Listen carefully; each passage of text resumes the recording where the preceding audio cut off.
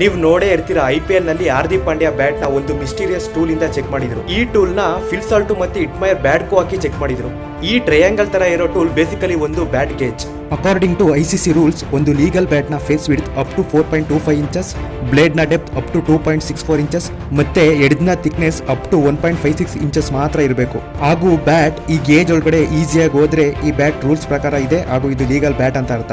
Actually 1771ರಲ್ಲಿ England ನ cricketer Thomas white ಯಾವ ತರ ಬ್ಯಾಟ್ ಯೂಸ್ ಮಾಡಿದ್ರು ಅಂದ್ರೆ ಲಿಟ್ರಲಿ ಈ ಬ್ಯಾಟ್ ಸ್ಟಂಪ್ಸ್ ಎಷ್ಟಾಗ್ಲ ಇತ್ತೋ ಅಷ್ಟು ವಿಡ್ತಿರ್ತಿತ್ತು. ಈ ಇನ್ಸಿಡೆಂಟ್ ನಿಂದ ಮೊದಲನೇ ಸರಿ ಬ್ಯಾಟ್ ಸೈಜ್ ಮೇಲೆ ರೂಲ್ಸ್ ಮಾಡ್ತಾರೆ.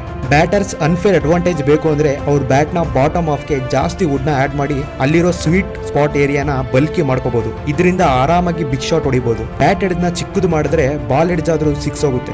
ಲಾಸ್ಟ್ ಸೀಸನ್ ವರೆಗೂ ಬ್ಯಾಟ್ ನ ಪ್ರೈವೇಟ್ ಆಗಿ ಡ್ರೆಸ್ಸಿಂಗ್ ರೂಮ್ ನಲ್ಲಿ ಚೆಕ್ ಮಾಡ್ತಿದ್ರು. ಆದ್ರೆ ಇಲ್ಲಿ ಒಂದು ಪ್ರಾಬ್ಲಮ್ ಇರ್ತಿತ್ತು. ಬ್ಯಾಟ್ಸ್ಮನ್ ಅಂಪೈರ್ ಚೆಕ್ ಮಾಡಿ ಅಪ್ರೂವ್ ಆಗಿರೋ ಬ್ಯಾಟ್ ನ ಬಿಟ್ಟು ಮಾಡಿಫೈ ಮಾಡಿರೋ ಬ್ಯಾಟ್ ನ ಫೀಲ್ಡ್ ಗೆ ತರ್ತಿದ್ರು. ಈ ಲೂಪ್ ಹೋಲ್ ನ ಸರಿ ಮಾಡೋದಕ್ಕೆ ಈ ವರ್ಷ BCCI on field random bat check ನ ಅಲೋ ಮಾಡಿದ್ದಾರೆ.